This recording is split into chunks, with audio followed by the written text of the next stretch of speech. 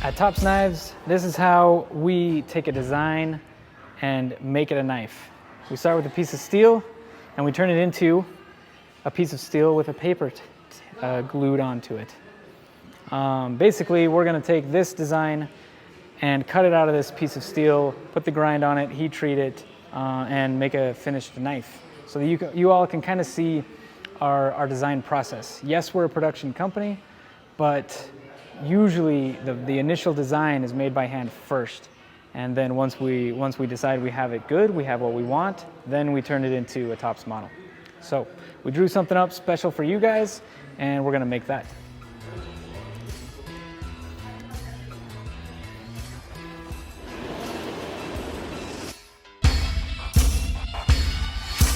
After we've got our knife design on the piece of steel, you know, we glue paper to it. You can draw it on with a marker, anything you want to put that on there. Some people will even just freehand a design out of their mind onto the steel. I'm not that good. So I'm gonna cut this with the bandsaw, and then we're gonna shape it down.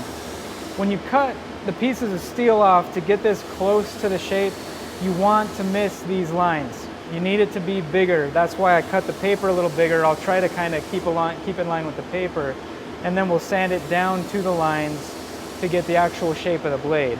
So the bandsaw is just giving us a really rough cut.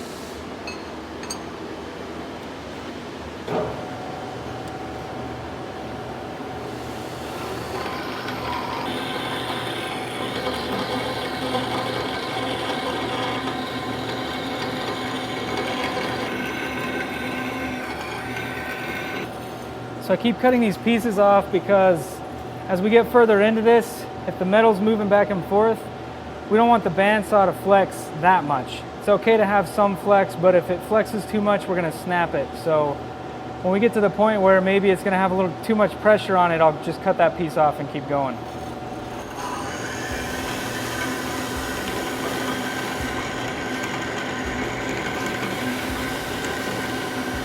Next step is we're going to take this to our horizontal belt grinder. We're gonna clean these edges up and get them as close to the lines of the knife as possible.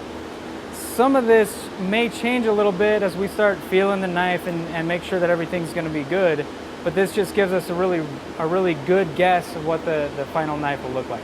Now that we have our very rough blank cutout, what we wanna do is finish shaping what's called the blank. And what that means is it's the knife minus the grinds. So we're gonna keep everything still flat around the sides, but I'm gonna grind this down to where we're right on the lines of the drawing.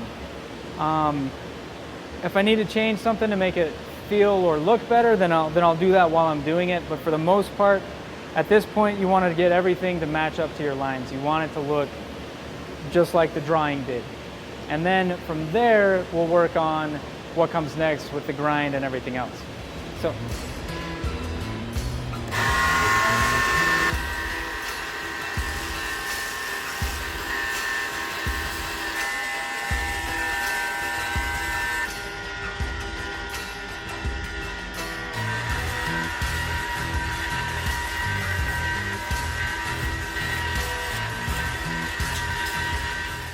Our blade profile is now cut out. We have what we would call the blank.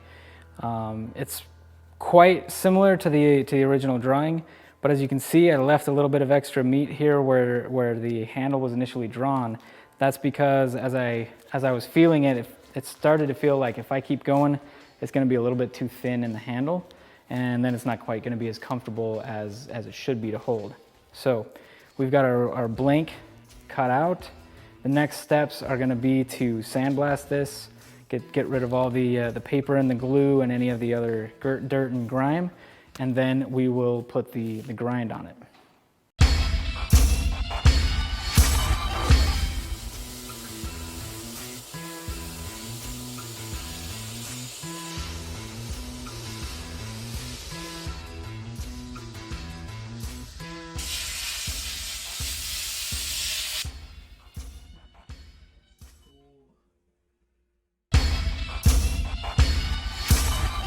We drilled a couple of starter holes into this handle so that we can get ready to make our basic handle scales. We're gonna get kind of the basic shape of them, not finished.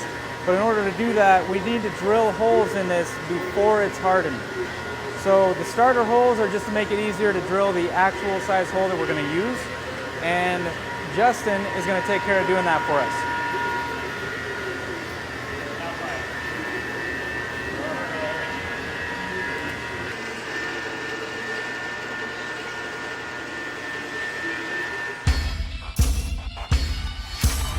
We want to thank Justin for taking the time to grind this knife out for us. He is one of our master sharpeners, one of 2 sharpeners, and he was kind enough to do freehand grinding on this.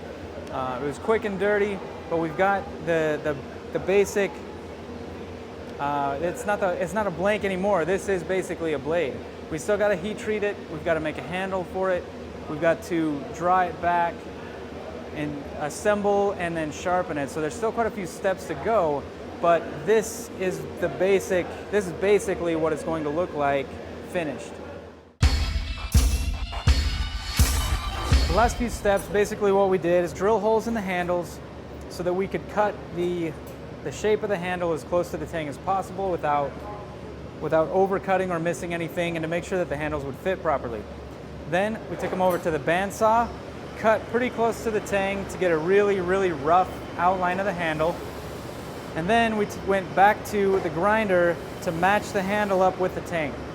So there should be no spots here where the handle or the tang catch on each other. Everything should match up nice and smooth with no rough patches, nothing to detract from the feel, the fit and the finish. So after this, we're going to remove the handles, get the blade heat treated, and we'll finish shaping the handles later.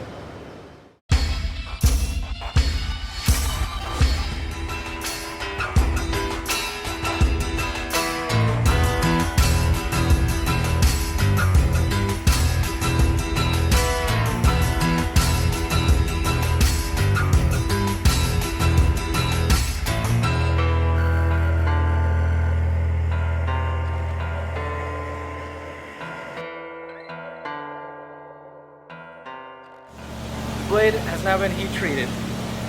The cool thing about this is that you can actually see the heat treat line by this part of the blade right here. So that part of the blade is harder than the rest of it. This is called a differential heat treat. And what that means is that this part will be able to, it will stay hard and it will keep an edge, and the rest of the steel is a little bit softer, which makes it stronger overall. If this blade is going to fail while being used, it will bend instead of breaking. And if the heat treat's good enough, usually it can actually bend some and spring back into place without keeping its bend. So the benefits of a differential heat treat are many, but the cool thing about the process right after it's heat treated is you can actually see where it is hard and where it is softer.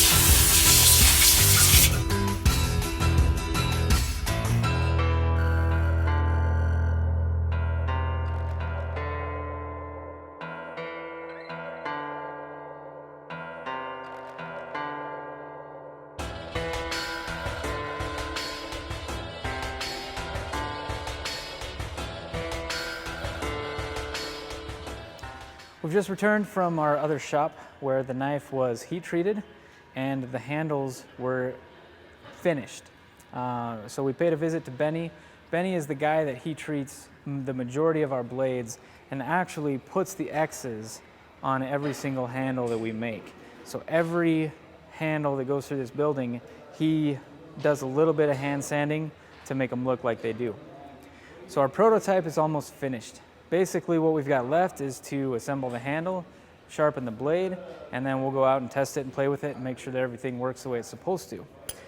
This basically is a quick version of how we do prototyping here at Tops. Blades made by hand, everything gets put together, it's tested, and then tweaks are made or the design is finished and we start making it. So we'll get this finished up and then you'll get a chance to see the end result.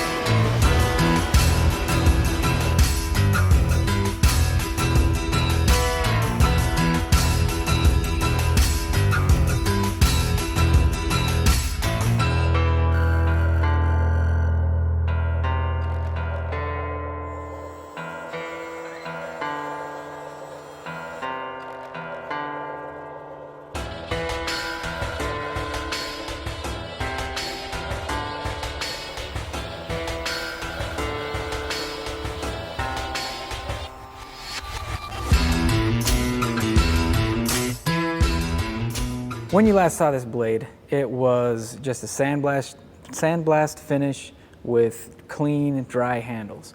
We wanted to jazz it up so that we could show a finished product that looked more like what a Tops knife would look like finished. So what we did is we got Leo involved. He did a quick acid bath on the knife for us. He also did some file work up here on the spine to make some jimping that looks really, really good.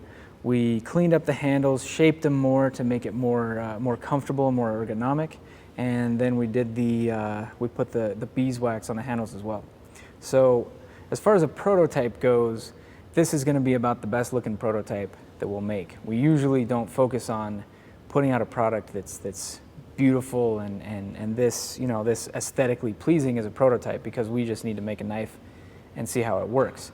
We worry about aesthetics later. But for you guys, we wanted to do this special. So this is the finished prototype, the dirty Craig, if you will.